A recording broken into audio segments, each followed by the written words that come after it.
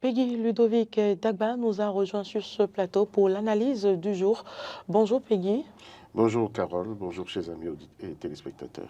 Analyste politique, rédacteur en chef de Eden Télévision et de Diaspora FM.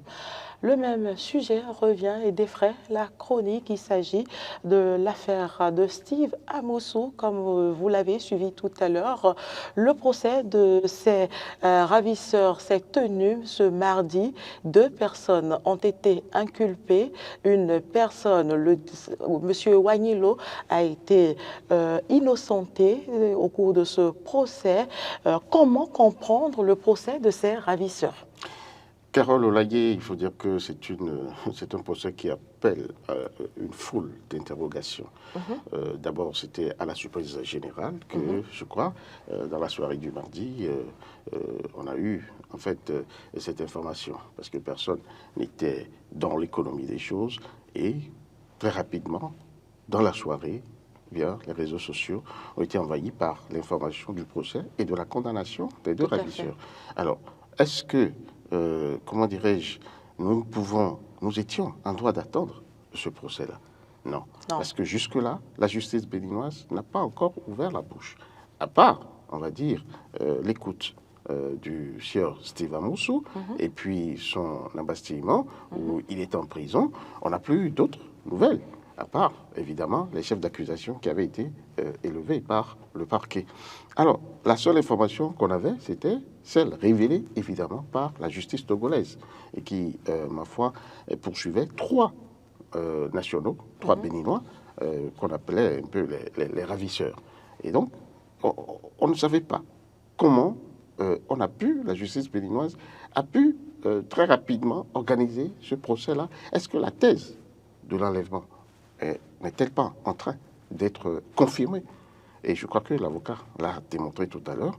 Ça veut dire que l'État béninois, la justice béninoise, alors confirme que c'est un enlèvement qui a eu, c'est un kidnapping, puisqu'on a condamné 2 ravisseurs pour dire qu'il a été enlevé en terre étrangère. À partir de cet instant, les questions, franchement, fusent de toutes parts. Est-ce que, finalement, l'État reconnaît être impliqué dans cette affaire? Est-ce que l'État ne reconnaît pas? C'est pour cela qu'il constate et confirme la thèse de l'enlèvement. Voilà autant de questions auxquelles nous attendons toujours le parquet, le procureur spécial près la Criette, notamment, de venir quand même éclairer la lanterne de l'opinion nationale et internationale.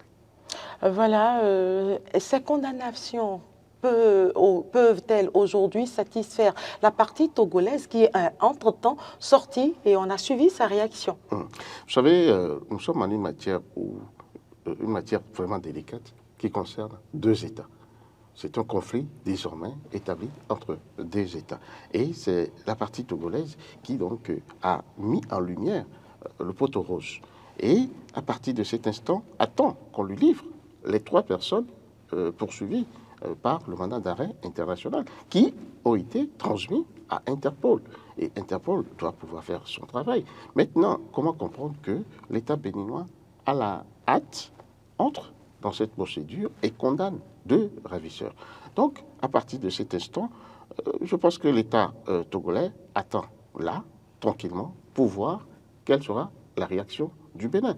Et là encore, le procureur spécial de la République a à sortir quand même de l'ombre pour nous dire réellement qu'est-ce qu'on doit savoir, qu'est-ce qu'on répond à la requête un peu du Togo, de la partie togolaise qui attend, je le dis encore une fois, qu'on le livre ces 3 agents. Parce que la justice togolaise a entamé une procédure qui doit aller à son terme. Entre États, je crois que la semaine dernière, on parlait de la diplomatie qui devrait entrer en ligne de compte. Mais à partir de cet instant, on peut lire que la partie béninoise n'est pas du tout dans cette logique de livrer un peu ces ravisseurs-là, ces gens-là qui sont poursuivis. C'est pour ça qu'il a fait son affaire. Justement, s'il ne livre pas ces ravisseurs, et on a constaté également que la justice béninoise est allée jusqu'à innocenter une des personnes citées dans cette affaire par la partie togolaise. Oui. Mais est-ce que cela signifie qu'il est libre également de ses actes hors du territoire béninois? Moi, je pense une fois de plus que subséquemment, aucun des trois n'est hors de cause face à la justice togolaise. Ça, c'est le basique. Parce que jusque-là, l'État togolais n'a pas dit « je reconnais les condamnations de ces deux ravisseurs ». Et voilà que l'État togolais poursuit trois personnes qui ont été reconnues sur le théâtre où le fait est survenu, le fait querellé est survenu. Donc, à partir de cet instant, moi, je pense que ces trois-là ne sont pas du tout hors de cause. Pourquoi a-t-on innocenté, en fait, monsieur Wanilo Menega, comment dire, la victime, Steve Amousou, a dit ne pas l'avoir reconnu. Mais il a bien dit qu'il y avait 4 personnes qui étaient dans la fourgonnette. Mais il n'a pu reconnaître que 2 personnes. Voilà pourquoi, au bénéfice du tout, la justice béninoise l'a innocenté, a prononcé la Rolex pure et simple contre monsieur Wanilo Menega. Donc c'est pour vous dire que, bien sûr, le dossier reste entier et nous allons attendre juste de voir comment... Les prochains épisodes. Les prochains épisodes, comme vous le dites si bien. Mais ceci ne laisse quand même pas indifférent. Comment dire, les Béninois qui se posent énormément de questions et qui ont besoin vraiment d'avoir des lumières pour éclairer ces zones d'ombre. Alors, à quelle suite peut-on s'attendre dans ce dossier? Vous avez suivi, pour ceux qui ont eu la chance comme moi d'avoir été à la conférence de presse de Maître Baparapé, l'avocat a bien dit qu'il attend, comme on appelle, le 7 octobre, qui donc doit connaître du procès sur Steve Amousou. À partir de cet instant, d'autres questions fusent également, puisque l'État, je vais dire, le parquet, la justice béninoise, a confirmé la thèse de l'enlèvement, un acte illégal. La victime se devrait d'être tranquillement, relaxée, retrouver sa liberté, puisque c'est un acte illégal. L'État a reconnu, la justice a reconnu qu'il a été enlevé. Enlevé, kidnappé. Kidnappé. Alors, à partir de cet instant, et vous avez entendu condamner ceux que vous avez identifiés comme étant les acteurs.